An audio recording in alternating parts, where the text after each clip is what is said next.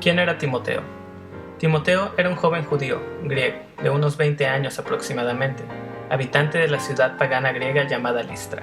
Su madre y su abuela lo criaron en la región judía con la esperanza mesiánica. En uno de los 4 viajes que Pablo hizo a la ciudad, su madre Eunice se convirtió al cristianismo, y con ella el joven muchacho también. El joven Timoteo, luego de haberse convertido, dio testimonio de ser un buen seguidor de la fe en Jesucristo. Con ello se ganó inmediatamente la confianza del apóstol Pablo.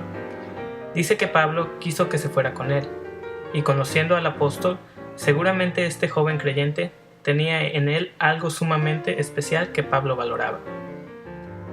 En 2 de Timoteo 1:5 habla de la fe no fingida que Timoteo tenía, y que recordando Pablo esa fe anhelaba verlo. El mismo corazón que había en Pablo había en Timoteo, el mismo sentir, la misma doctrina y la misma fe. Timoteo amaba tanto la obra del Señor como Pablo la amaba. Y describiendo el amor, la confianza y la admiración que el apóstol mostraba hacia este joven pastor, se llega a concluir que cuando se veía a Timoteo, se veía a un pequeño Pablo. ¿Dónde estaba Timoteo al momento que recibió las epístolas? Al escribir las epístolas, 1 y 2 de Timoteo, el apóstol Pablo se encontraba en Roma y Timoteo pastoreando la iglesia de Éfeso, una ciudad pagana que adoraba la imagen de Diana, una diosa pagana muy cautivante. Se creía que ella sostenía la vida. De hecho, su templo fue destruido 7 veces y las 7 fue reconstruido, a pesar de la obra continua de los evangelizadores. Éfeso no era una mala iglesia, pero era una iglesia que había perdido algo muy valioso, que al no recuperarlo, la lumbrera que sostenía el espíritu de la iglesia desaparecía.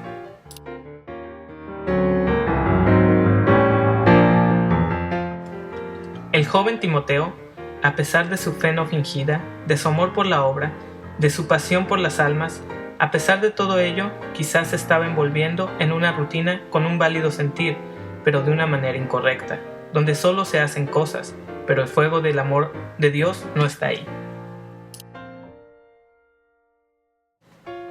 ¿Qué cosas podrían estar influenciando para hacer menguar el fuego de Dios que había en Timoteo? 2 de Timoteo 3, del 1 al 8, nos dice: También debes saber que en los últimos días vendrán tiempos peligrosos. Habrá hombres amadores de sí mismos, avaros, vanidosos, soberbios, blasfemos, desobedientes a los padres, ingratos, impíos, sin afecto natural, implacables, calumniadores, sin templanza, crueles, enemigos de lo bueno, traidores, impetuosos, engreídos, amadores de los deleites más que de Dios, que tendrán apariencia de piedad, pero negarán su eficacia. A esos evítalos. De ellos son los que se meten en las casas y llevan cautivas a las mujercillas cargadas de pecados, arrastradas por diversas pasiones. Estas siempre están aprendiendo, pero nunca pueden llegar al conocimiento de la verdad. Y de la manera que Janes y Jambres resistieron a Moisés, así también estos resisten a la verdad, hombres corruptos de entendimiento, réprobos en cuanto a la fe. En definitiva, Timoteo estaba pasando por las siguientes dificultades que lo estaban haciendo menguar. 1. Una iglesia que había perdido su primer amor. 2. La fuerte influencia del mundo. 3. Falsas doctrinas que querían incorporar a la iglesia. 4. Sus propias debilidades por causa de su juventud.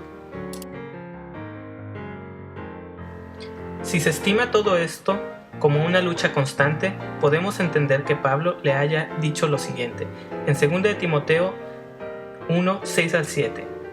Por eso te aconsejo que avives el fuego del don de Dios, que está en ti por la imposición de mis manos.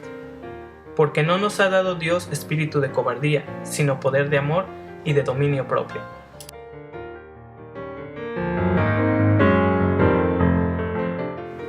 Pablo no le dice a Timoteo que permita que Dios le avive el fuego que está en él, sino que le exhorta que sea él quien avive el fuego del don de Dios que habita en él.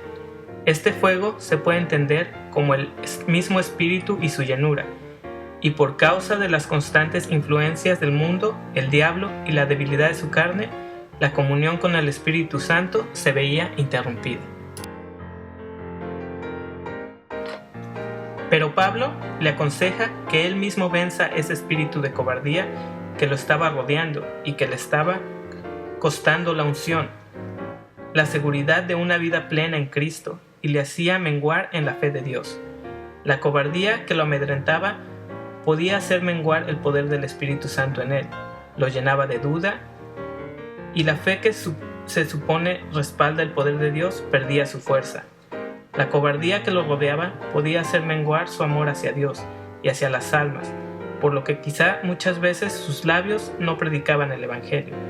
La cobardía que lo atormentaba lo podía hacer menguar en creer que sería capaz de vencer las tentaciones de su juventud y que perdería el buen juicio de sus actos. En definitiva, el espíritu de cobardía podía sacarlo del camino hacia la vida eterna.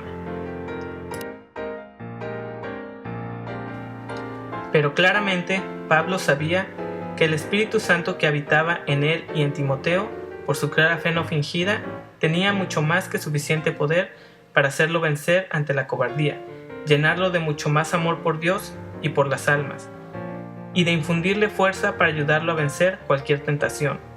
Es por ello que no le pide que deje que Dios le avive el fuego en su corazón, sino que le aconseja que sea él quien lo haga, porque él conocía tan bien como el apóstol que tan solo había que clamar al Espíritu Santo, y éste respondería su clamor. En definitiva, el Espíritu Santo soplaría en la llama que había dentro de Timoteo, pero no lo haría antes de que este joven pastor de Éfeso ejerciera la fe que había en él.